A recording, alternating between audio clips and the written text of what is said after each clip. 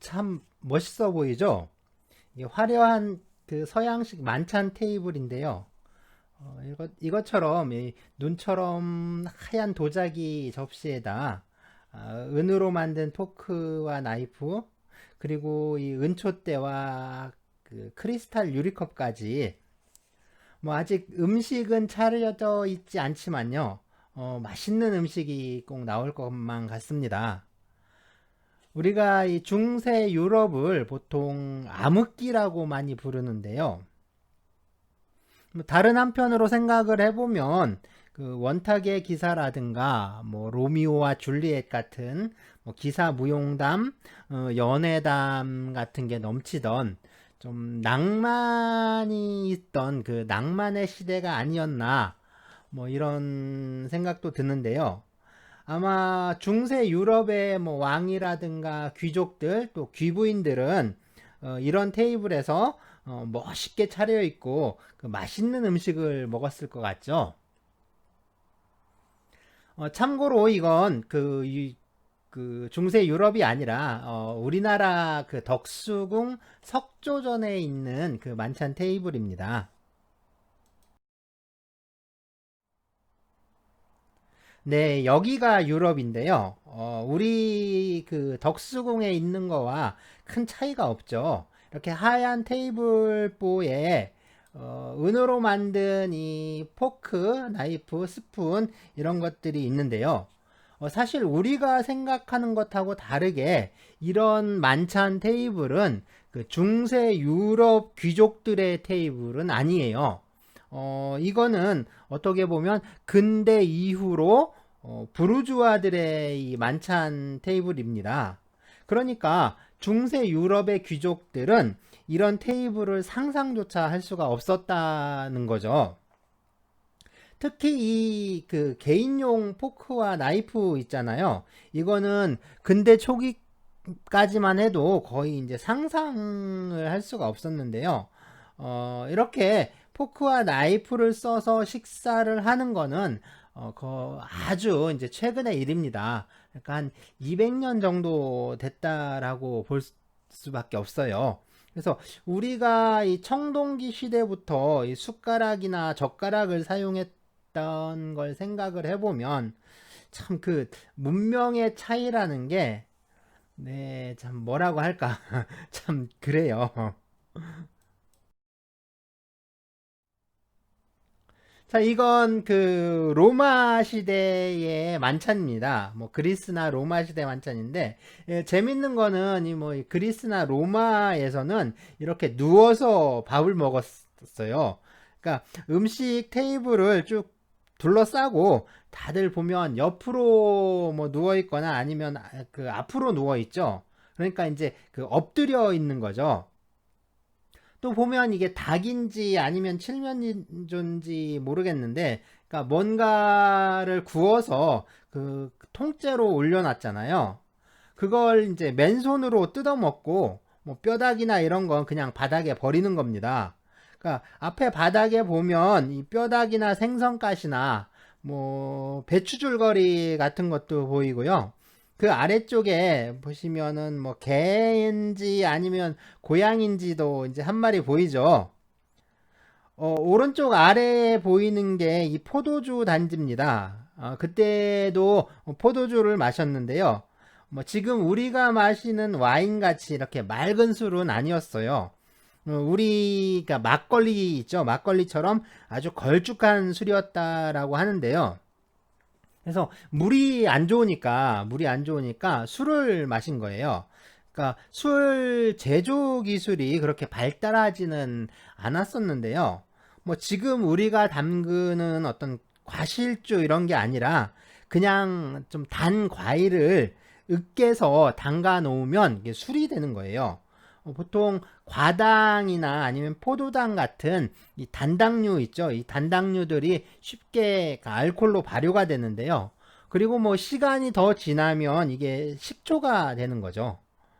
오히려 이제 우리나라처럼 이 쌀이라든가 곡식으로 담그는 곡물주 있죠. 이 곡물주가 포도주 같은 이 과일주보다 담그기가 더 어렵습니다.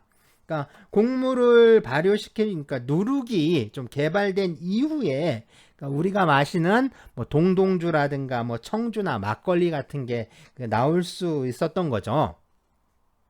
어쨌든 예, 잘 보시면 뭐 포크나 나이프 같은 건 보이지 않죠. 근데 가운데에 서 있는 사람이 보시면 오른손에다 그러니까 고기를 자르는 칼을 들고 있죠. 자, 이게 그 중세 유럽의 그 왕과 귀족들의 식탁입니다. 네, 이 통으로 구운 고기가 올려져 있죠. 꼭 돼지처럼 생겼는데요. 나이프도 몇 개 보이는데 포크는 없죠. 또 자세히 보시면 그러니까 모든 사람들이 다 그 나이프를 갖고 있는 건 아닙니다. 그러니까 정면으로 보이는 사람들 자리에만 이렇게 칼이 놓여져 있잖아요. 그러니까 이 사람들이 주인이에요. 그러니까 이 만찬의 호스트인 거죠. 그래서 옆이나 아니면 뒤돌아 앉아 있는 사람들 있죠. 이 사람들이 바로 게스트인 겁니다. 그래서 식탁에서 손님들한테 이 음식을 나눠주고 또 술을 따라주는 거 있잖아요. 이건 동양이나 서양이나 뭐 따지지 않고 다 주인의 권한이거든요. 그러니까 이 칼들은요, 주인이 고기나 빵을 썰어서 손님들한테 나눠줄 때만 쓰는, 그러니까 개인용이 아닌 거죠. 그러니까 공용 나이프인 겁니다.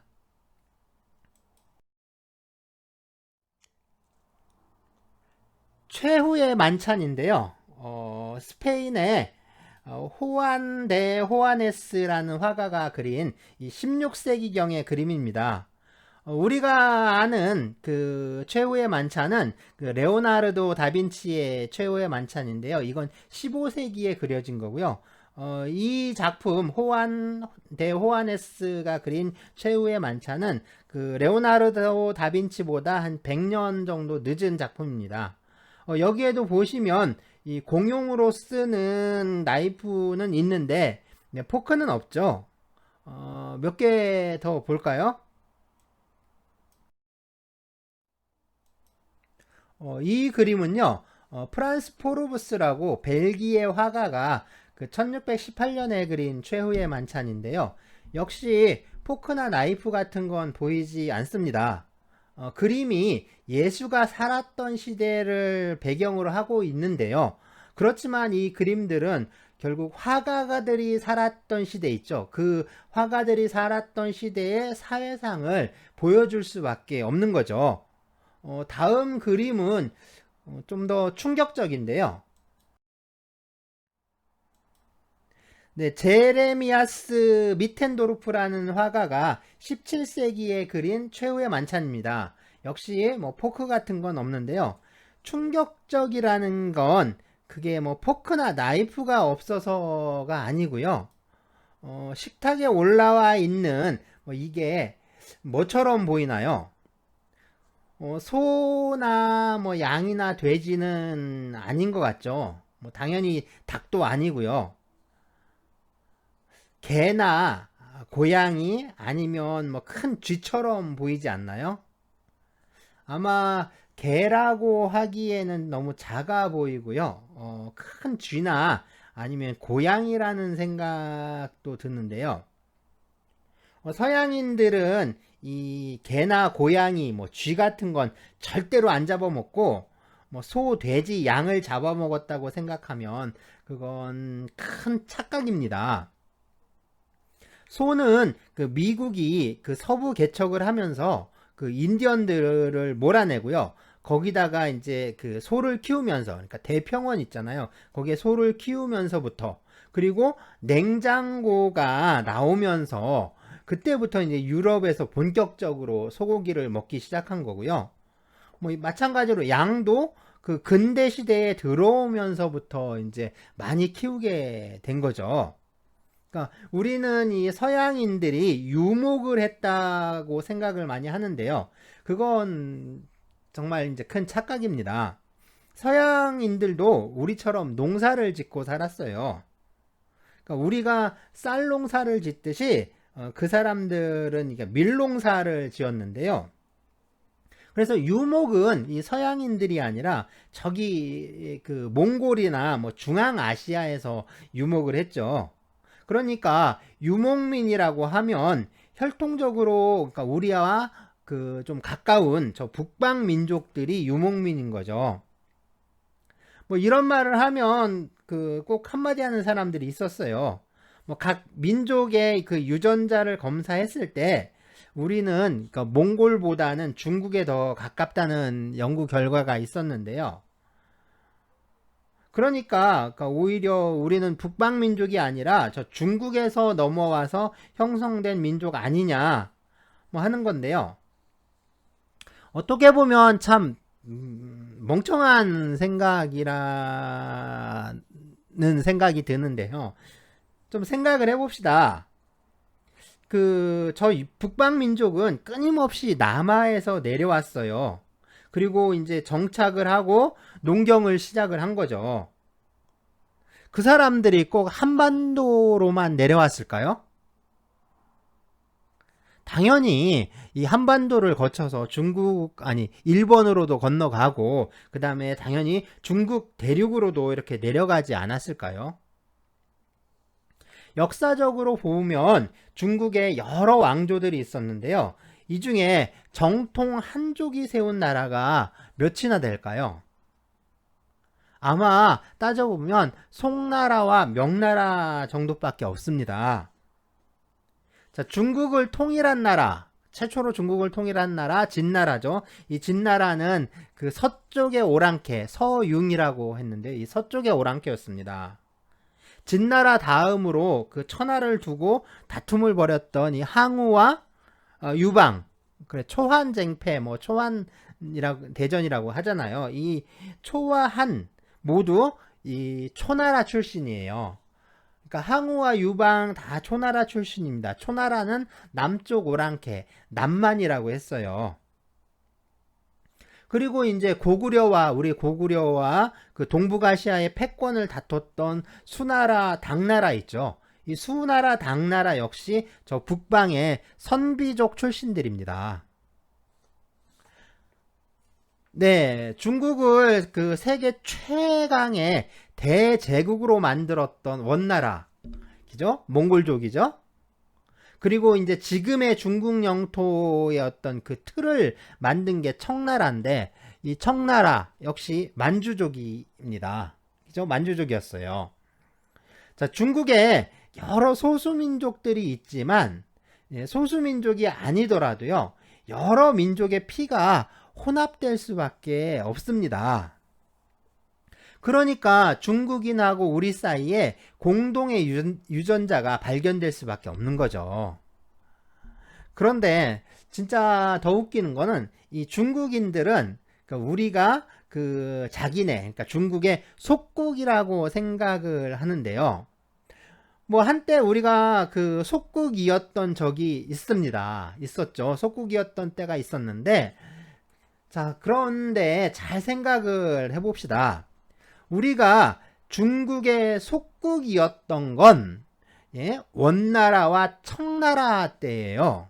그러니까 몽골족과 만주족이 중국을 지배할 때 우리가 그 중국의 속국이었어요. 속국이 됐죠. 그러면 이때 중국은 어땠나요?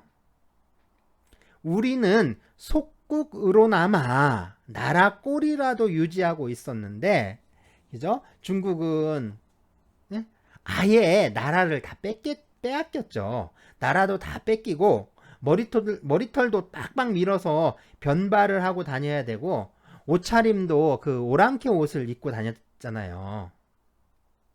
그러면서 우리한테 속국이네 어쩌네 하는 건 정말 부끄러운 일이죠. 부끄러운 줄도 모르는 거죠. 참 그래요.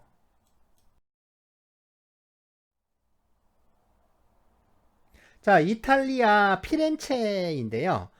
중세부터 근대 초기까지 이 피렌체를 지배했던 게 이 메디치 가문입니다. 들어보셨나요? 메디치 가문. 예, 대대로 이제 피렌체 공작, 그리고 이제 공작보다 한 급 높았던 게 대공인데, 그래서 토스카나 대공의 지위를 세습했던 있었던 게 이 메디치 가문이에요. 그래서 메디치 가문이 이 피렌체를 지배를 했습니다. 메디치 가문에서 이 프랑스로 시집을 가서 이 프랑스 왕 있죠. 앙리 2세의 왕비가 된 사람이 있는데요. 네, 까트리느 드 메디치입니다. 앙리 2세의 왕비였고요. 그 다음에 뭐 프랑스와 2세, 샤를 9세, 그리고 앙리 3세의 어머니였어요. 그러니까 이제 태후였던 거죠. 남편이 그 앙리 2세죠. 이 앙리 2세가 죽고 아들들이 왕이 됩니다. 그리고 이 아들들이 3명이 번갈아 가면서 왕을 했던 게 30년인데 이 30년 세월 동안 프랑스에 섭정을 해요. 우리식으로 하면 그 수렴청정 하는 거죠. 대비가 수렴청정 하는 것처럼 실제로 그 정치를 합니다. 그리고 당시 그 유럽이 이 종교 전쟁을 치르고 있었어요. 그러니까 이 종교 전쟁에 피바람이 불고 있을 때 그 섭정으로서 그 30년간 프랑스를 지켜냈던 이 버팀목이다라고 아주 높은 평가를 받고 있습니다. 네, 재밌는 사실은요, 그, 카트리느가요, 그 유럽 최초로, 어떻게 보면 이제, 그 서유럽 있죠. 프랑스 쪽에 이 개인용 포크와 나이프를 사용했다는 사실입니다. 그러니까 이 카트리느가 이 포크와 나이프를 그 전해주는데요. 물론 이제 유럽인들은 그걸 사용하진 않습니다. 아, 그냥 이제 어떤 왕비, 그러니까 이탈리아 출신의 그 왕비의 그 개인적인 어떤 특이한 취향 정도 뭐 그렇게 평가를 했던 거죠. 그러니까 이 개인용 식사 도구가 대중화되는 데는 좀 오랜 시간이 필요했죠. 그냥 그때 당시에 유럽인들은 그냥 음식을 계속 손으로 집어 먹었어요.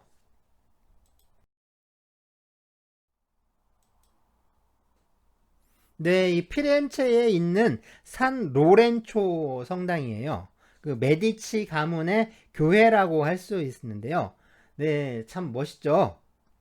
자, 그런데 이 손으로 음식을 집어 먹었다고 하면 좀 위생상 문제가 되지 않았을까요? 네, 그러니까 이 밥 먹기 전에 항상 손을 씻는 거죠. 그러니까 손을 깨끗하게 씻고, 씻은 손으로 이제 음식을 집어 먹는 건데요. 그래서 이제 귀족들이 식사를 할 때는 이 하인들이 그 물이 든 이 조그만 대야를 그 들고서, 그러니까 그 동그란 그 뭐라고 해야 되죠? 볼이라고 하나요? 그 거기다가 이렇게 물을 떠가지고 이렇게 와가지고 손을 씻겨주는 거예요. 그래서 그 손을 씻고 나서 그 음식을 이렇게 먹는 건데요. 그러다 보니까 이게 또 재밌는 일들도 일어나고 그럽니다.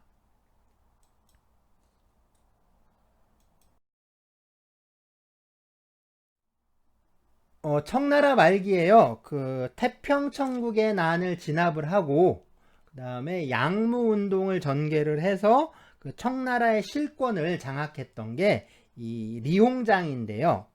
그때 이 영국은 이 빅토리아 여왕의 시대였어요.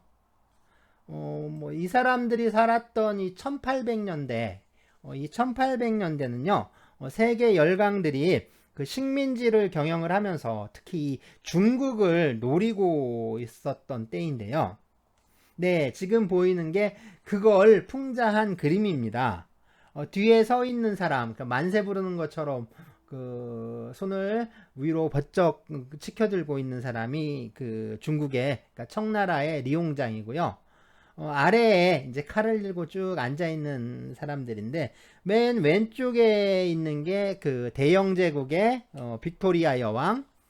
네, 그 옆에 뾰족한 창이 달려 있는 투구를 쓰고 있죠. 독일 제국의 비렐름 2세. 그 다음에 옆에는 이 러시아의 니콜라이 2세. 그리고 러시아 뒤에 있는 그게 이 프랑스의 자유의 여신인데요. 마리안느라고 합니다. 그리고 그 아래에 있는 게 그 보시면 옆에 그 긴 칼을 놓고 있잖아요. 1번이에요. 근데 재밌는 일화는 뭐냐면요. 이 빅토리아 여왕이 그 리옹장에게 개를 그 선물로 보내줬대요. 그리고 이제 나중에 그 리옹장이 그 영국을 방문을 했는데요. 이때 여왕이 자기가 선물로 보낸 개는 잘 있느냐라고 이제 물어본 거죠. 그러니까 리옹장이 그 아무 말 안 하고 자기 배를 툭툭 치더래요. 그러니까 잘 먹었다 이런 거죠. 그래서 네, 사람이 진짜 배포가 이 정도는 돼야 할 것 같아요. 뭐 어쨌든 이 국빈이 왔으니까 그 여왕이 주최하는 그 만찬이 열렸는데요. 뭐 버킹엄궁인가 거기서 뭐 만찬을 열었겠죠. 그래서 이제 하인들이 이제 식사 전에 조그만 대야에다가 이렇게 물을 떠서 손을 씻으라고 이렇게 내민 거죠. 그러니까 리용장이 딱 그걸 봤더니 그냥 그걸 딱 받아가지고 그냥 쭉 마셔버리는 거예요. 물론 이제 몰라서 그런 거지만 이제 난리가 난 거는 그 오히려 이 대영 제국의 대신들 뭐 귀족들이죠. 뭐 진짜 상황이 난처한 건 그 여왕도 이제 마찬가지죠. 이게 대영 제국에 좀 체면이 걸린 문제잖아요. 그러니까 국빈으로 모셔왔는데 국빈이 마신 물을 자기들은 손을 닦을 수는 없잖아요. 그러니까 곧바로 이제 여왕도 그냥 손 닦으려고 떠온 물을 그냥 그 쭉 마셔버리는 겁니다. 그러면 이제 여왕이 마시니까 뭐 그 아래에 있는 뭐 공작이나 백작 뭐 그러니까 무슨 기사들 이런 사람들은 그냥 다 따라 마셔야 되는 거죠. 그래서 이 리옹장이 그 영국 여왕하고 귀족들을 이렇게 물먹인 사건인데요. 네, 좀 이런 일들이 있었습니다. 중세 유럽의 음식이라고 하는데요. 뭐 그런 대로 보면 괜찮아 보이죠. 물론 이제 어느 정도 설정이겠죠. 또 어느 정도는 좀 사진빨도 있을 것 같죠. 그런데 잘 보면 고기가 없네요. 네, 그 서양 사람들 하면 그 거의 고기를 먹었을 것 같은데 고기가 없죠. 동양이나 서양이나 이 서민들은 이 평소에 고기 구경하는 게 참 힘들었어요. 뭐 그렇다고 뭐 고기를 아예 안 먹은 건 아니겠죠.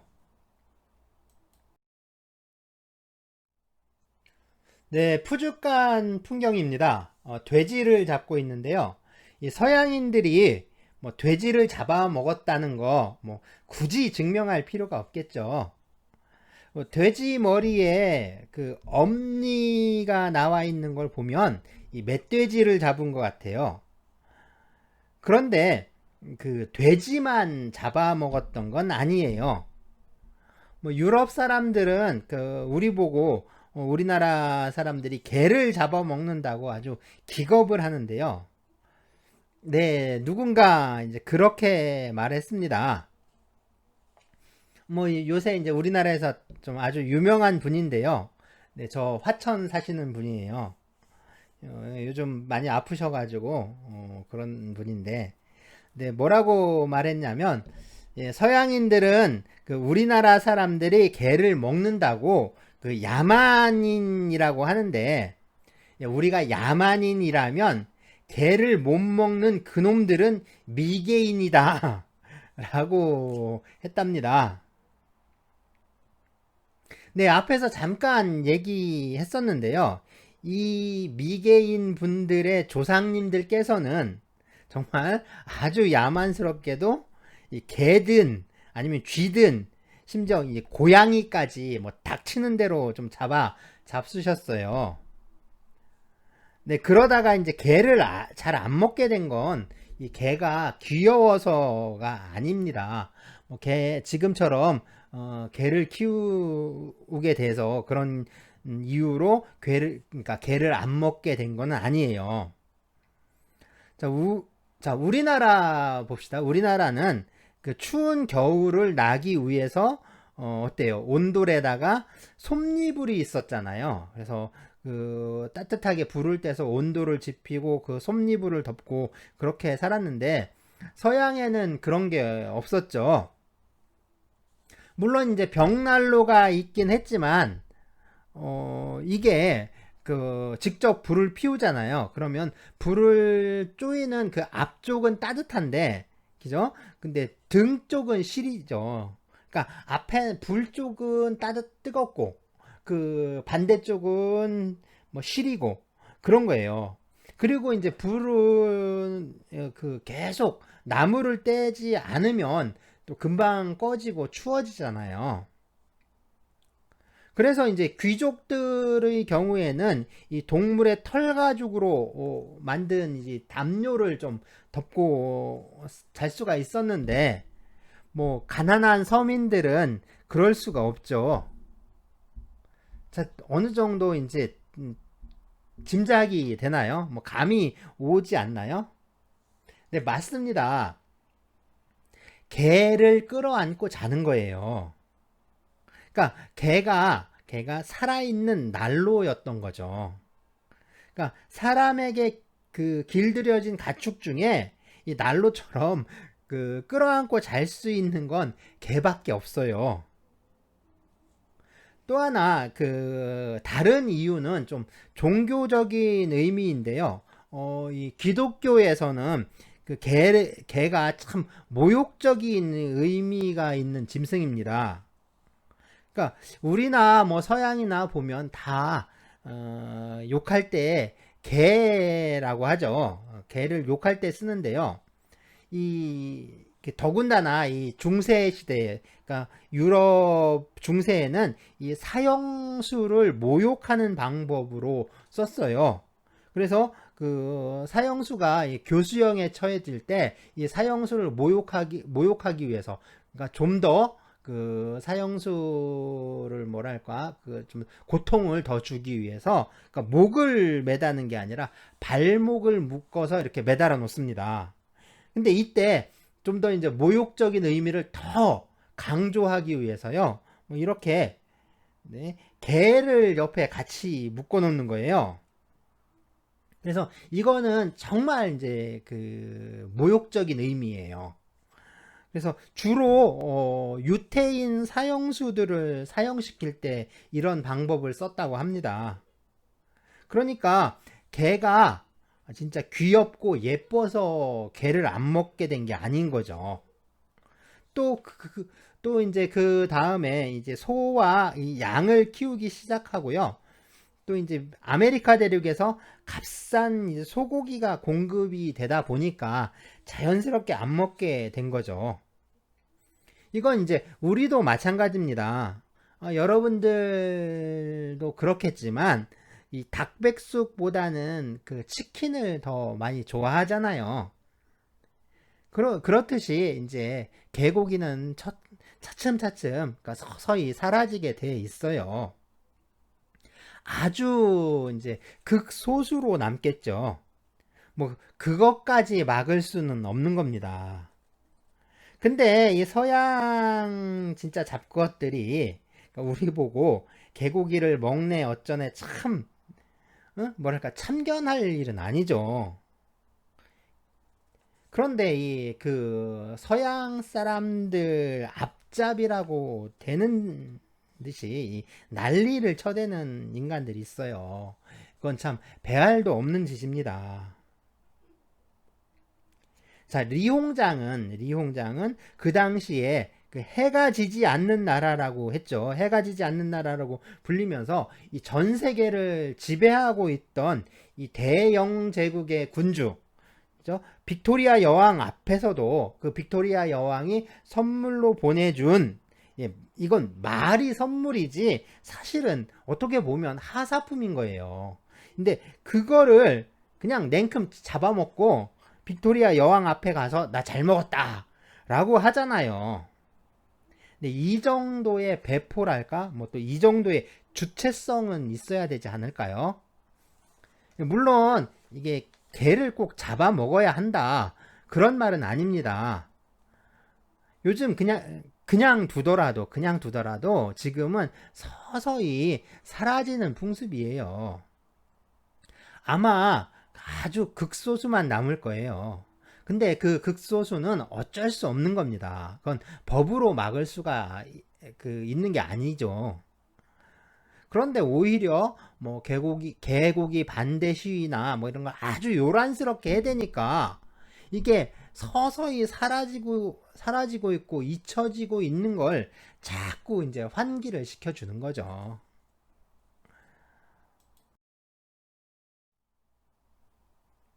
자, 뭐 이제 중세 유럽인들이 예, 무슨 고기를 먹었든지 간에 예, 먹긴 먹었어요. 먹긴 먹었는데 그러면 어떻게 먹었을까요?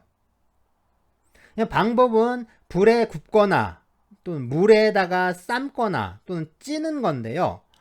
보통 이 상류층은 구워 먹었다고 합니다. 그러니까 바베큐를 먹는 거고 하류층은 보통 이제 삶거나 물에다가 이렇게 넣고 끓이거나 아니면 쪄 먹었다고 하는데요. 이게 이제 뭐 우리가 이제 고기를 구워 먹고 뭐 수육 삶아 먹는 것처럼 하는 건 아니고요. 그냥 뭐 거의 그 소금만 좀 뿌려서 뭐 구워 먹는 정도죠. 그런데 그게 우리가 지금 생각하는 그런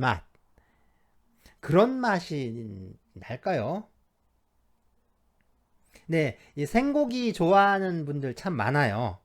예, 생삼겹이나 뭐 생갈비 뭐 이런 거 참 맛있죠. 그런데 그게 이제 소나 돼지를 막 잡아서 뭐 그대로 그 가져온 뭐 진짜 생고기라고 생각하시면 참 오산입니다. 근데 진짜 그런 생고기 있잖아요. 잡자마자 바로 거기서 토막 쳐가지고 갖고 온 그런 생고기. 그게 우리가 생각하는 그런 맛이 아닙니다. 그 웬만큼 고기 좋아하는 사람들 있죠. 웬만큼 고기 좋아하는 사람들도 그거 잘 못 먹어요. 이게 맛도 맛이고요. 그 다음에 이 냄새도 참 견디기 힘들 정도인데요. 사실 우리가 생고기라고 하는 거 있죠. 이거는 다 사람들이 참 먹기 좋게 예? 피 다 빼고 숙성시키고 그 다음에 어느 정도 가공까지 된 것들입니다. 혹시 그 맥적이라고 알아요? 맥적. 이게 이제 우리 보통 이제 말할 때 뭐 된장 바른다 이런 말도 많이 하잖아요. 그것처럼 그 옛날에 이 고구려 사람들이 고구려 족속을 맥족이라고 했거든요. 예맥할 때 그 맥족이라고 했는데 이 고구려 사람들이 이 고기를 그 된장이나 뭐 간장 이런 데 버무려서 좀 숙성을 시켰다가 구워 먹었다고 합니다. 네, 그 방식을 맥적이라고 하는데요. 이게 이제 그 삼겹살 있죠. 이 삼겹살도 사실은 단지 돼지고기의 어떤 특정 부위, 돼지고기의 특정 부위를 말하는 게 아니라 어떻게 보면 이제 고기에다가 간을 맞춰서 숙성을 하고 그걸 이제 불판에다가 적당하게 구워서 그렇죠? 이제 양념 쌈장이라든가 뭐 소금이라든가 기름장에다가 뭐 상추쌈 같은 상추나 깻잎에 뭐 파절이 그다음에 부추 이런 채소에다가 그죠? 그리고 이제 밥이라든가 뭐 냉면이라든가 소면이라든가 이런 것까지 경우에 따라서는 이제 소주도 한 잔, 그래서 이제 알코올까지 다 곁들여서, 네. 그래야지 지금의 어떤 맛있는 삼겹살 맛이 나는 거잖아요. 그죠? 그러니까 삼겹살이라고 하면 돼지의 어떤 특정 부위가 아니라 사실은 그 부위를 가공해서 숙성하고 가공해서 어떤 방식으로 요리를 하고 그리고 어떻게 곁들여서 먹는 그 전 과정을 다 지칭하는 거일 수도 있습니다. 사실은 서양인들이 이 삼겹살이라는 돼지고기의 부위를 몰라서 못 먹은 게 아니에요. 그러니까 정확하게 말하면 이 삼겹살을 먹는 어떤 문화적 방식 있죠. 그 삼겹살 맛을 제대로 나게 하는 그런 그 문화적 방법을 몰랐던 거죠. 중세 시대의 유럽인들, 중세 유럽인들은 더더군다나 몰랐겠죠.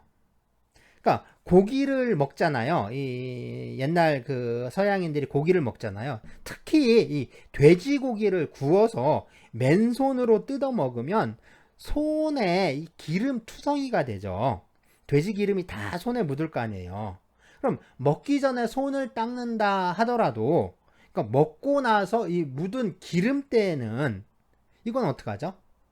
자, 이거 기름기는 이거 물로 닦는다고 해서 잘 없어지는 것도 아니고요. 이 서양 물이 또 뭐 그렇게 썩 좋은 물도 아닙니다.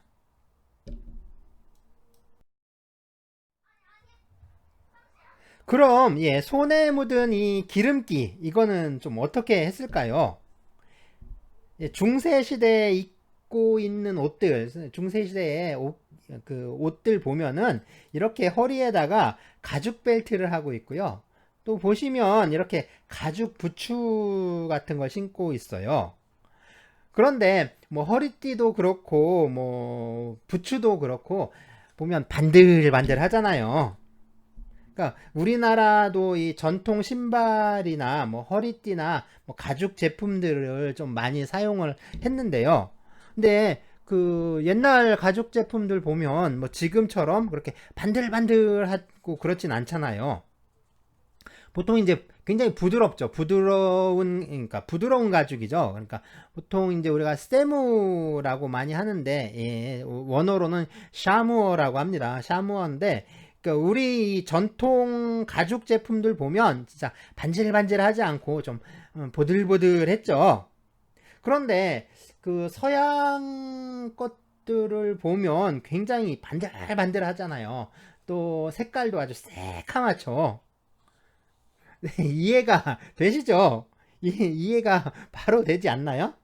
자, 아까 고기 먹고 손에 기름기 묻은 거 있잖아요. 기름기 묻은 거 어디다 닦는 거겠습니까? 이거 그냥 옷이나 이 허리띠 같은 데다 그냥 쓱 문질러 닦는 거죠. 그냥 쓱 문질러 닦으니까 그게 이제 그 기름기가 그러니까 계속 배어가지고 아주 반들반들해지는 겁니다. 이게 상상이 좀 되나요? 이게 참 얼마나 이렇게 지저분하게 살았는지 참 이게 왕이고 귀족이고 뭐 밑으로 백성의 뭐 천민까지 참 어떻게 보면 다 구질구질하게 살았던 거예요. 뭐 위든 아래든 뭐 다들 이제 그렇게 살았는데 네 그러다가 이 사람들이 진짜 천국의 맛을 알게 됩니다. 천국을 이제 맛보게 되는 거죠. 네, 십자군 전쟁인데요. 이 십자군 전쟁은 11세기부터 13세기까지 그 동방원정을 합니다. 이 동방원정을 그 8번을 하는데 이때 있었던 이 동방원정 전쟁을 그 십자군 전쟁이라고 해요. 십자군 전쟁은 대부분 이제 실패로 끝났죠. 뭐 거의 다 실패로 끝났다라고 봐야 하는데요. 특히 이 종교적 명분하고 다르게 굉장히 속물스러운 이 탐욕이 빚어낸 전쟁이다. 뭐 이렇게 평가할 수 있습니다. 십자군 전쟁에 참가했던 이 서유럽 여러 나라들이요. 이 동방에 와서, 그러니까 동쪽에 와서 이 동방 문명이죠. 동방의 문명. 그러니까 뭐 그리스 정교회가 있었던 비잔틴 제국, 예, 동로마 제국이에요. 동로마 제국이나 또는 뭐 이제 이 이슬람 세계의 어떤 정말 화려한 문명을 맛을 보게 됩니다.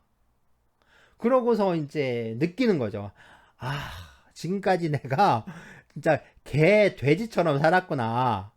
사람이 산다는 게 정말 사람답게 산다는 게 이렇게 즐거운 일이구나 하는 걸 느끼게 되는 겁니다. 이 자기들이 살던 거에 비하면 진짜 이 동방의 문화는 진짜 하늘과 땅 차이죠. 그냥 천국이에요. 그러면서 아, 이게 정말 사람 사는 세상이야 라고 느낀 겁니다. 그냥 고기를 구워 먹을 줄만 알았는데 이 십자군 전쟁으로 동방에 와서 이 향신료의 맛을 본 거예요. 이게 천국의 맛인 거죠. 미쳐버리는 겁니다. 그리고 이제 유럽에 돌아가서도 이 향신료만 찾는 거예요.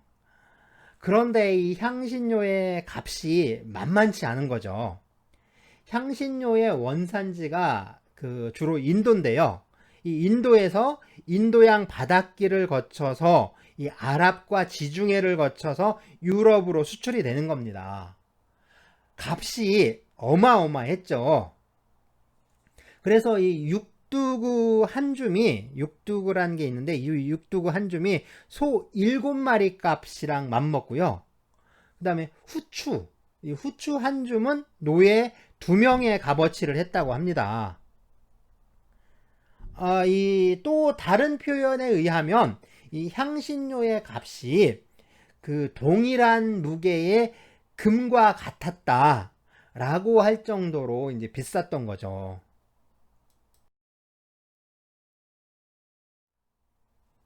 네, 당시에 무역로인데요. 중국에서 이 타클라마칸 사막을 거쳐서 중앙아시아를 지나서 이 중동에 이르는 이 비단길, 이 비단길하고요. 이 남중국해에서 인도 차이나 반도하고 인도를 돌아서 이 아라비아하고 아프리카에 이렇게 이르는 요 바닷길이 있었는데요. 이 바닷길은 지금 남중국해에서 좀 멈춰 있지만 이 무역로가 번창을 했을 때는 이게 통일신라 그 다음에 이제 고려 시대죠. 그러니까 우리 통일신라와 고려 시대까지 있었는데 이게 동쪽으로 사실 더 이어져 있었어요. 그래서 신라와 고려 그 다음에 일본까지 이렇게 이어져 있었는데요. 우리의 경우에는 이 고려 시대까지는 좀 활발하게 이 세계와 좀 교역을 했는데 이 조선 시대에 와서는 좀 소극적이었죠. 그래서 해외 무역에 좀 소극적이었는데 뭐 사실은 우리 정책도 정책이지만 실질적인 원인은 이 명나라 당시 이제 중국을 지배했던 왕조가 명나라인데 이 명나라가 왜구 때문에 그러니까 왜구를 막기 위해서 해금 정책을 펴니다. 그러니까 바닷길을 다 막아버려요. 그러니까 바닷길을 막아버리니까 그래서 이제 바닷길이 딱 끊어지는 거죠. 그래서 이 바닷길이 끊어지면서 우리도 이 해외 무역이 그냥 끊긴 거죠. 이제 남중국해에서 딱 멎으면서 이제 이 상인들이 우리나라까지 이제 오지를 못하는 게 된 거죠.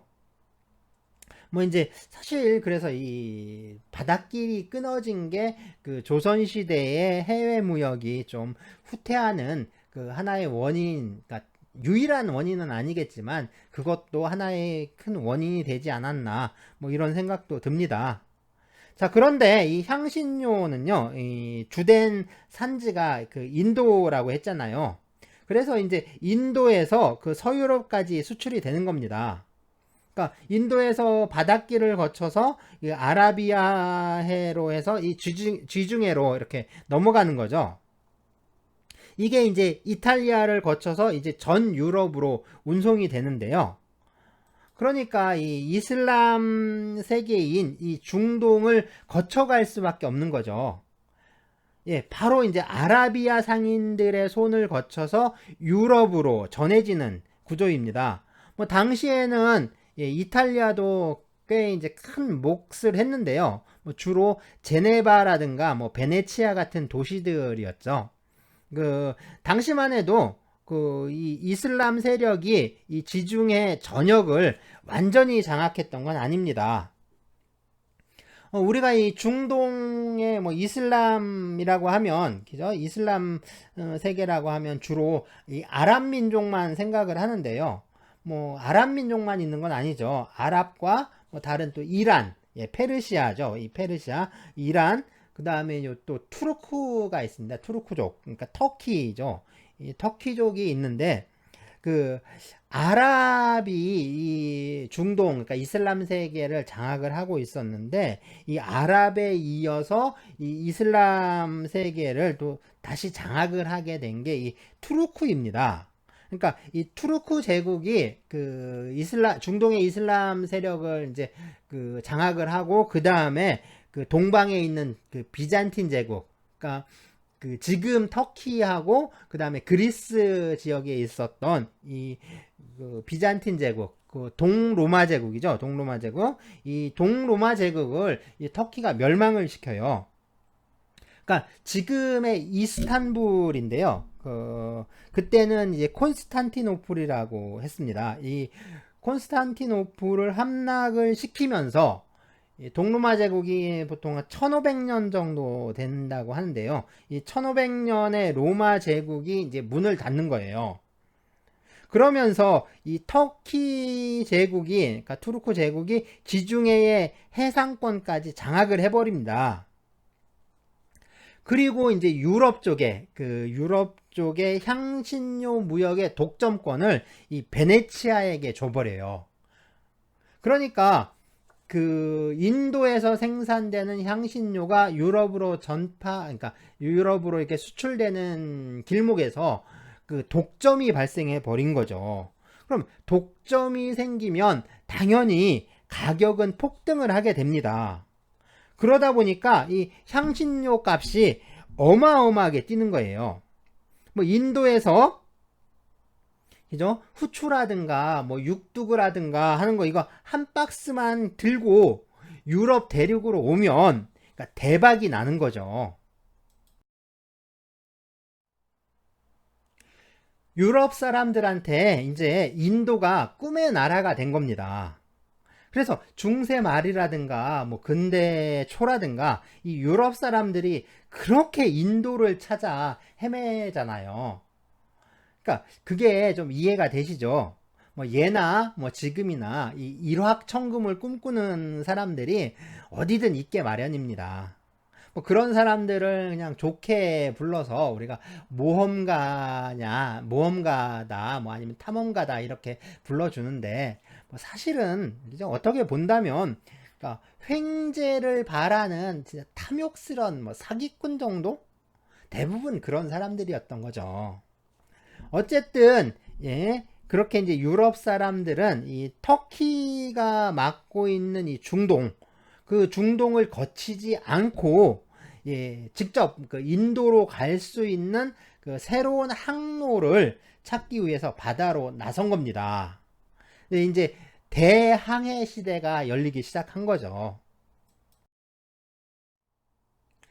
그러다가 뭐 소가 뒷걸음질 치다가 뭐 쥐를 잡는다 이런 말도 있잖아요. 그러니까 예상치 못하게 신대륙을 발견하게 된 겁니다. 뭐 처음에 유럽 사람들은 거기가 그 인도인 줄 알았던 거죠. 그래서 미국 인디언들을 우리가 미국 인디언들이 인도 사람들이 아니잖아요. 그러니까 인도 사람들이 아닌데도 우리가 인도 사람이라고 부르는 게 그것 때문입니다. 거기가 인도인 줄 알았던 거죠. 자, 어쨌든 인도가 아니라 새로운 대륙, 즉 아메리카 대륙이란 걸 알았고요. 그 다음에 이 아메리카 대륙에 참 발빠르게 진출한 게 스페인이죠. 그러니까 스페인이 그 토착 문명, 뭐 잉카 제국이니 뭐 이런 데 있죠. 이걸 완전히 그 멸망시키면서 이제 약탈을 하죠. 그래서 이 약탈을 통해서 그러니까 아메리카 대륙에 있던 뭐 금이라든가 은이라든가 이런 걸 약탈을 해서 생긴 그 어떤 그 은 이런 것들로 인해서 얻은 재화 있죠. 이것들이 고스란히 또 인도를 거쳐서 이제 중국으로 또 넘어갑니다. 이게 중국으로 흘러가는 거예요. 당시에는 그 은을 통화로 썼어요. 그러니까 은이 돈이 됐던 거죠. 근데 이 은이 중국으로 이렇게 흘러서 들어가긴 하는데 이게 나오질 않는 거예요. 중국에 들어가면 또 나와야 되는데 나오지 않으니까 참 이게 난감하죠. 그래서 당시에 이 스페인의 그 무적함대였는데 이 스페인의 무적함대를 진짜 무찌르고 그 세계 최강의 국가가 된 게 영국인데 이 영국 놈들이 앞에서는 신사의 나라라고 떠들면서 뒤로는 아주 치사한 짓을 많이 벌이잖아요. 그래서 이 중국에다가 아편을 몰래 팔아먹기 시작합니다. 그러니까 중국에 있는 은을 다시 빼내기 위해서 그러니까 아편을 파는 거예요. 그래서 아편에 찌들면서 이제 그 중국 전역이 그냥 아편에 찌들면서 그 강대했던 청나라가 그냥 밑에서 그러니까 아래로부터 그냥 속에서부터 곪고 썩고 이렇게 무너져 내리는 거죠. 그리고 나서 이제 그 아편 전쟁 직접 이제 전쟁을 벌인 겁니다. 근데 유럽의 이제 여러 나라들이 그 인도와의 무역을 위해서 그 회사를 세우기 시작했는데요. 네, 그게 이제 동인도 회사입니다. 이게 1600년에 그 영국에서 그 동인도 회사가 세워졌고요. 이게 영국의 동인도 회사랍니다. 그리고 세계 최초의 주식회사인데요. 1602년에 다국적 기업 형태로 이 네덜란드 동인도 회사가 세워집니다. 이게 이제 암스테르담에 있었던 이 동인도 회사하고 그 다음에 이 조선소인데요. 그 일본 막부 시대에 일본이 좀 유일하게 교역했던 이 서양의 나라가 이 네덜란드인데, 이 네덜란드의 이 동인도 회사와 교역을 했던 거죠. 조선시대에 이 우리나라에 왔던 이 하멜이라는 사람, 하멜 피루기를 썼다는 이 하멜이라는 사람도 사실 이 동인도 회사 사람입니다. 네, 세계 최초로 주식회사가 생겼으니까요. 뭐 이제 그러니까 자본가들이 좀 등장하기 시작한 거겠죠.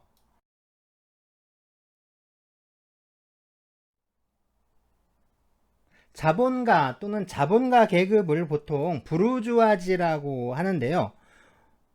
혹시 부르주아지라고 하면 떠오르는 게 이런 이미지 아닐까요? 사실 그 우리가 이제 시민혁명이라고 하는데요. 부르주아 혁명을 말합니다. 부르주아 계급이 그 혁명을 통해서 그 권력을 장악을 하게 되는데요. 어쨌든 이제 부르주아가 그 형성되는 과정에 대해서 좀 살펴볼까 합니다. 중세 도시를 그린 그림인데요. 부르주아지의 기원을 이 중세 도시에서 찾는 견해가 참 우세합니다. 특히 자본주의의 전도사라고 할 수 있는 이 막스 베버가 특히 그런데요. 이 막스 베버는 중세 도시의 특징을 5가지로 설명을 하고 있어요. 첫째가 이 도시의 성벽입니다. 그리고 그 다음이 시장이고요. 세 번째는 그 왕이나 영주로부터 벗어난 이 도시만의 어떤 자치법, 그러니까 법 체계가 있어야 되고요. 그리고 그 법에 따라 재판을 하는 그 법원, 그러니까 도시 법원이 있어야 합니다. 네 번째는 자치 행정 조직이고요. 마지막이 시민들의 참여에 의해서 도시 대표를 선출한다는 점, 뭐 이런 것을 들고 있어요. 막스 베버의 경우에 이런 특징의 근간에는 이 5가지 특징의 근간에는 그 도시가 갖고 있는 어떤 상업적인 성격, 그 다음에 뭐 자율성, 뭐 이런 것들을 꼽는데요. 뭐 그렇기 때문에 뭐 같은 시대에 있었던 어떤 동양의 도시들은 진정한 도시가 아니라고 이렇게 매도를 하고 있습니다. 이러한 그 막스 베버의 견해가 서양의 어떤 주류적인 견해가 되었는데요. 베버가 뭐 비록 자본주의를 찬양하는 우파였지만요.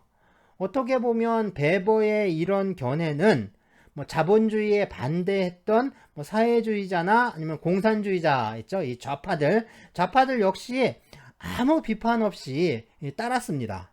물론 이 동양인인 그 우리한테도 아무 생각 없이 이 견해가 전해졌고, 그리고 이 견해가 정말 비판 없이 그 주류적인 견해로 형성되어 있습니다.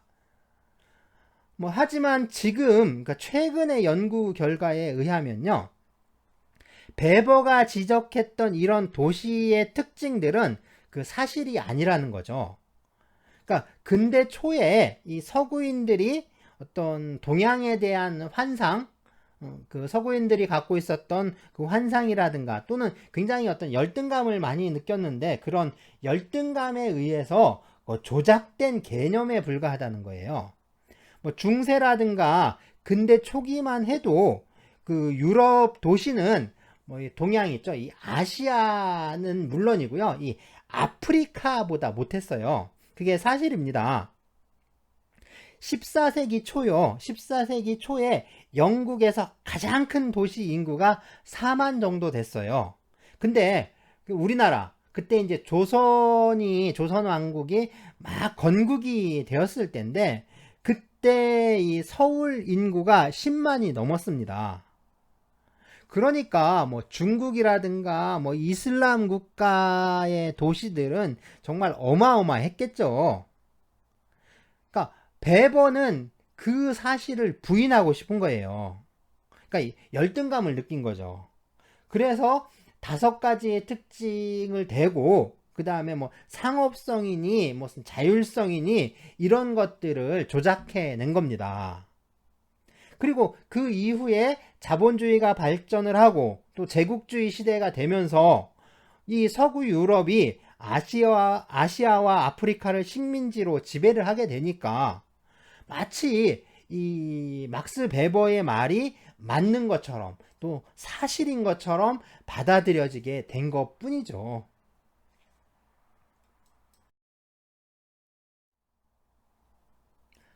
중세부터 내려오는 도시라는데요. 보시면 이렇게 성곽이 둘러쳐져 있는 걸 볼 수 있죠. 그런데 이건 그 유럽 중세 도시만의 그 특징은 아닙니다. 근대 이전의 도시들은 대부분 다 이랬어요. 뭐 동양이든 서양이든 다 이렇게 그 외적이라든가 어떤 동물의 침입을 막기 위해서요. 그 마을이나 도시에 이렇게 성곽이라든가 아니면 울타리를 치고 살았죠.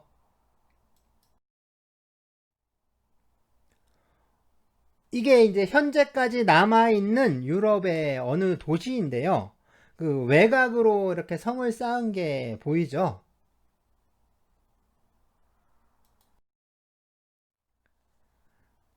네, 이게 실제 모습입니다. 성곽이 좀 잘 안 보이나요?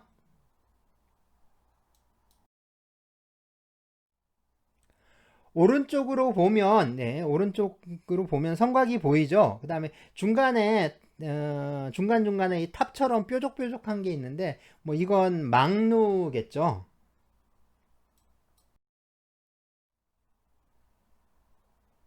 자, 이게 이제 그 성곽의 모습입니다.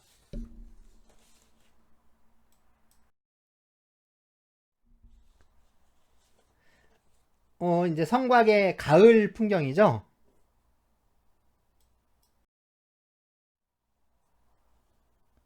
네, 눈은 안 내렸는데 어쨌든 그 나뭇잎이 다 떨어지고 이 좀 을씨년스러운 겨울 풍경입니다.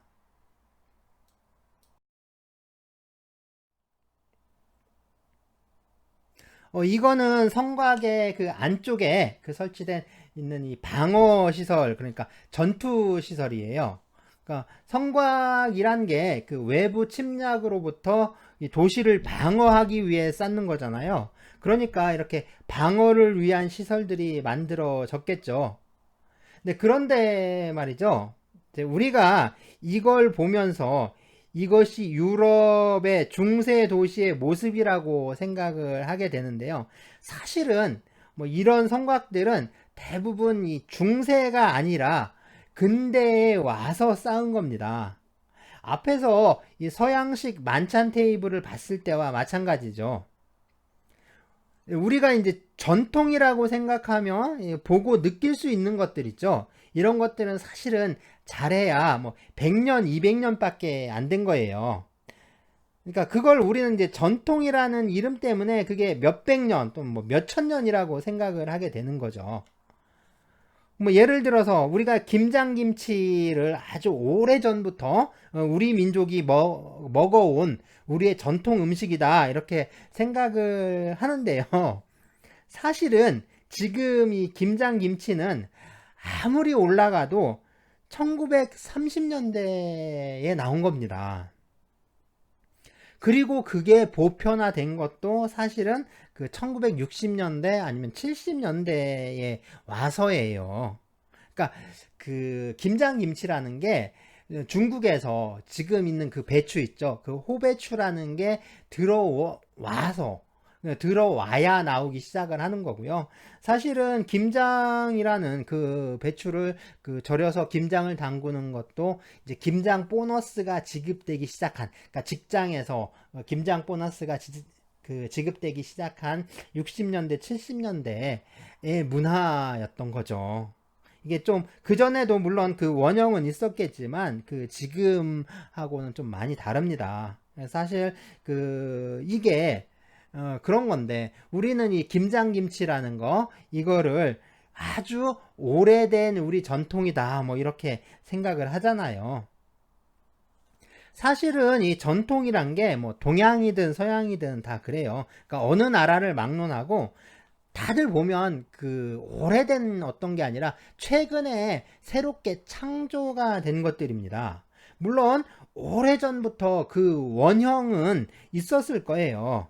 그런데 우리가 보는 거는 그 원형이 아니라 새롭게 창조된 것들이라는 거죠. 유럽의 중세 도시 역시 마찬가지예요.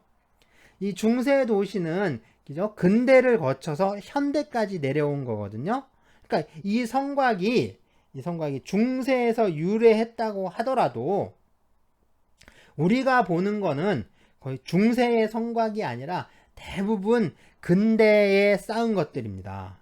뭐 어떤 경우에는 이게 21세기, 그러니까 요 몇 년 사이에 다시 복원해서 쌓은 것들도 있는 거죠.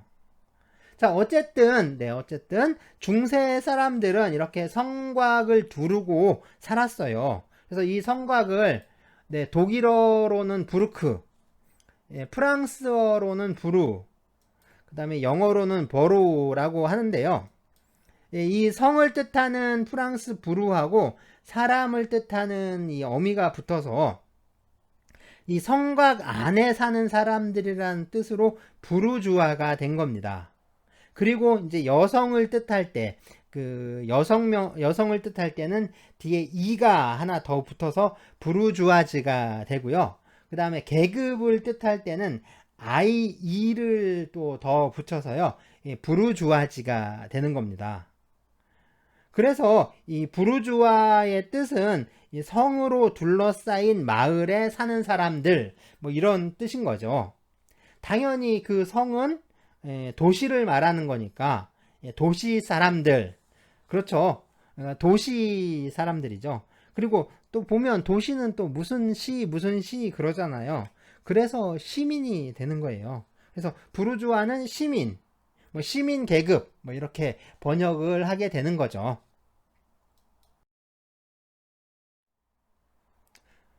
도시는 이 왕이나 봉건 영주와의 투쟁을 통해서 도시의 자유와 자치권을 쟁취했다. 뭐 이렇게 알려져 있는데요. 물론 이 왕이나 이 봉건 영주와 갈등이 생기고요. 그것 때문에 무력 충돌이 일어나기도 했어요. 일어나기도 했는데 그렇다고 해서 국왕으로부터 뭐 자치 입법, 그 다음에 자치 사법, 그리고 자치 행정권까지 뭐 취득했던 건 아닙니다. 그런 일은 없었어요. 자, 유럽에서 이 정치적 자유 있죠. 이 정치적 자유라는 건 프랑스 대혁명의 결과입니다. 그러니까 근대의 일이죠. 그리고 도시가 이 자치권이 생기는 거 있죠. 도시의 자치권은 19세기에 와서 19세기가 돼서야 인정되기 시작합니다. 네, 스타트 루프트 마우트 프라이, 뭐 이제 도시 공기는 자유를 만든다, 뭐 도시의 공기는 자유를 준다, 뭐 이런 뜻의 독일 속담인데요. 그래서 농노나 또 노예라도 이 도시에서 1년하고 하루가 지나면 자유민이 된다. 왕이나 봉건 영주도 이 도망친 농노나 노예를 잡아갈 수 없다. 뭐 이런 말이 있습니다. 당연히 뻥이죠. 뻥이에요. 말도 안 되는 소리예요. 그러니까 농노나 노예가 도시로 도망쳐 와가지고 아무리 오랜 시간이 지나도 자유민이 되진 않습니다. 근데 그 중세 도시에서 시민권을 가진 자유민이 있죠. 이 시민권이 있는 자유민은 그러니까 2%에서 3% 정도밖에 안 돼요. 그러니까 도시는 자유로운 공간이 아닙니다. 거기에 당연히 특권이 있고요. 그 다음에 소수의 귀족들이, 소수의 귀족 그 지배층이 다스리던 그 신분제 사회였어요. 그러니까 농노가 도시로 도망쳐 와서 자유를 얻는 게 아닙니다. 오히려 제멋대로 도시에 들어왔다가는 처벌을 받고 또 추방돼요. 그리고 도시민들 역시 계급이나 신분에 따라 구별이 됐는데요. 그래서 사는 구역이라든가 뭐 입는 옷, 뭐 먹는 음식, 뭐 심지어 장신구 이런 것까지 아주 세세한 규정에 따라 따라야 되고요. 물론 그 어기면 처벌을 받는 거죠. 처벌도 받고 그랬습니다. 굉장히 그 차별이 심한 데였어요. 그러니까 그 봉건 영주가 있는 데나 도시나 다 신분제 사회는 마찬가지였습니다. 그러니까 봉건 영주와 싸워서 자유를 쟁취했다라든가 뭐 도시에 가면 자유로운 신분이 된다. 이건 그냥 중세 시대에 유행을 했던 그 무용담들 있잖아요. 그런 무용담들만큼이나 그러니까 진짜 허황된 이 환타지들이죠. 그게 일종의 그냥 뭐 소설이랄까? 뭐 환타지 소설 같은 이야기입니다.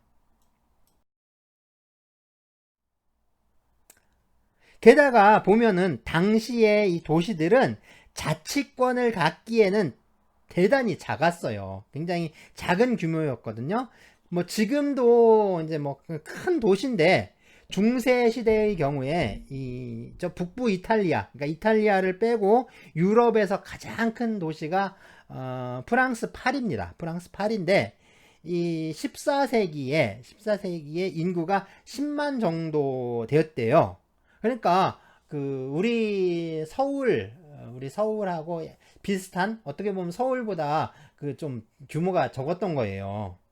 그런데 이 파리는 생각을 해보세요. 파리는 프랑스의 왕궁이 있는, 그러니까 수도잖아요. 프랑스 수도입니다. 그러니까 왕이 있는 데죠. 그러니까 왕이 있는 왕의 도시인데, 그죠? 왕이나 봉건 영주와 전쟁을 벌여서 자치권을 획득한다? 뭐 이게 말이 되나요? 그럼 뭐 다른 도시들은 또 어떨까요? 뭐 북부 이탈리아, 이 이탈리아 지역의 도시들이 굉장히 밀집해서 발전이 많이 되어 있었는데요. 뭐 예를 들자면 피렌체, 그죠? 아까 메디치 가문이 있던 피렌체라든가 베네치아, 그다음 밀라노, 뭐 제노바, 이런 도시들이 있는데요. 이 북부 이탈리아에 있는 이런 도시들은 아주 일찍부터 발달을 했어요. 일찍부터 발달해서 그 자체로 하나의 그 국가 체계, 그러니까 도시국가 체계를 형성하고 있었습니다.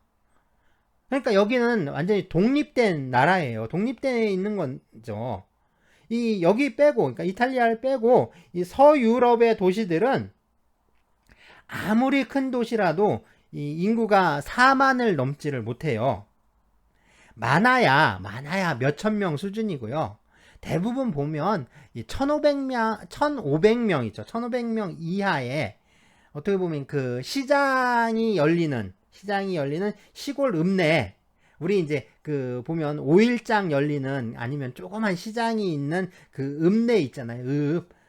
그 정도라고 생각하면 됩니다. 그러니까 그 정도의 인구수로 자치권을 얻는다라는 게 좀 우스운 거죠. 그죠? 봉건 영주가 군대를 이끌고, 왕이 군대를 이끌고 와서 한번 그냥 휩쓸고 가면 싹 사라져 버릴 정도잖아요. 그러니까 자치권이라는 게 참 생각을 못 합니다. 네, 그런데 이 자치권이라는 게 없었던 건 아니고요. 자치권이라는 게 완전히 없었던 건 아니고, 이 자치권이라는 게 사실 뭘 말하냐면, 이게 그 봉건 영주가 주는 특허장을 말하는 경우인데요. 그러니까 봉건 영주가 그 약간의 자율성을 부여하는 겁니다. 그런데 이 특허장이라는 게, 영주가 주는 특허장이라는 게 영주의 어떤 이해관계랑 그 충돌하는 게 아니거든요. 그러니까 영주는 이렇게 시장을 열어주고 또 이 시장에 약간의 자율성을 주면서 그냥 세금을 받는 거죠. 그러니까 영주는 자 너네끼리 그냥 지지고 볶고 뭘 하든 말든 니네끼리 알아서 하고, 그죠? 나한테는 세금이나 꼬박꼬박 잘 바쳐. 뭐 이렇게 하는 겁니다. 그래서 뭐 시장에서는 뭐 너네가 알아서 장사해.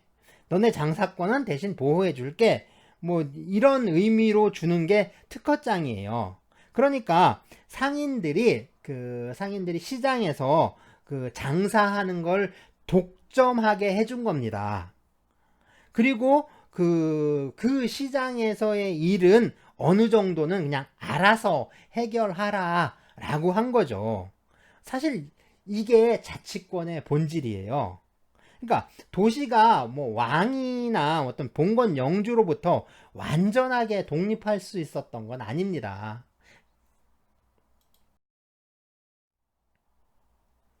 자, 이 시장에 그 상인들이 결성한 동업조합이 있는데요. 이게 길드예요. 뭐 지금식으로 하자면 무슨 상인회? 뭐 같은 거라고 할 수 있을까요? 어쨌든 이 길드의 힘이 아주 막강합니다. 길드는 또 이 상인들만의 길드가 있었던 건 아니고요. 역시 수공업자 길드도 있었는데요. 이 상인과 수공업자의 길드가 사실상 이 중세 유럽의 도시들을 장악하고 지배했다라고 해도 과언은 아닙니다. 뭐 물론 이제 그렇다고 해서 그게 지금 과장되게 알려진 것처럼 뭐 봉건 귀족들하고 대립하고 뭐 투쟁하면서 자치권을 획득하고 자유를 얻었다, 뭐 자유로운 경제 활동을 했다, 이런 의미는 아니에요. 오히려 이 사람들 있죠. 그 시장에 있었던 이 사람들은 그 새로운 세력이 시장에 진입하는 걸 차단합니다. 막아요. 그 다음에 독점적 권한을 갖고서 이 독점적 권한으로 시장 가격이나 이런 걸 자기네들 그 의지대로 통제를 하는 거예요. 자기네들 맘대로 이제 값을 매기고 그러는 거죠. 그래서 사실은 자기들은 자유로웠을지 몰라도 다른 사람들은 이 자유롭지가 못했던 거죠. 네, 이 길드를 표시하는 문장들인데요. 지금으로 하면 일종의 브랜드라고 할 수 있는 겁니다. 어쨌든 이 길드를 통해서 시장을 장악하고 또 이제 부를 축적하게 되죠. 이 상인과 수공업자들이. 그래서 이 부를 축적하게 된 이 상인과 수공업자들, 뭐 이 사람들이 시장 사람들이죠. 시장 사람들이죠. 그거를 한자로 하면 시장의 시자를 써서 시민이 되는 겁니다. 시민. 네. 네, 바로 이 사람들이죠. 그래서 이 시장 사람들이 시민, 그러니까 부르주아지가 되는 거예요. 그래서 이때 출현한 부르주아지가 이 자본가 계급의 원조인 셈입니다. 그러면 부르주아지와 대립을 하는 이 프롤레타리아트는 어떨까요? 자, 프롤레타리아트라고 하면 보통 이런 장면들을 많이 떠올릴 것 같은데요. 뭐 러시아의 위대한 혁명가 레닌입니다. 왜 위대한 혁명가냐? 왜 위대한 혁명가라고 했냐면 이 레닌이 1870년생인데요. 그리고 러시아 혁명이 1905년 1차 혁명이 일어나고요. 1917년에 사회주의 혁명이 일어납니다. 그러니까 1917년이면 레닌이 아직 40대예요. 물론 레닌은 그 50대 초반인 1924년에 죽습니다. 하지만 뭐 지금까지 봤을 때요. 이 세계 역사에서 40대에 혁명을 성공시킨 혁명 지도자는 아마 이 레닌하고 중국의 그 신해혁명이죠. 신해혁명을 그 성공시킨 손문밖에 없을 것 같아요. 뭐 자 이제 우리가 지금 당장 뭐 혁명을 하자는 건 아니고요. 뭐 우리는 이 프롤레타리아트 보통 이제 프랑스어처럼 발음을 해서요. 프랑스어처럼 발음을 해가지고 프롤레타리아라고 그러니까 맨 끝에 T는 발음하지 않기도 하는데요. 근데 이제 이 프롤레타리아가 뭐 어떻게 출현하게 됐는지 뭐 이걸 알아봐야겠죠. 자, 그래서 다음 주제는 임금 노동에 대해서 좀 살펴보도록 하겠습니다.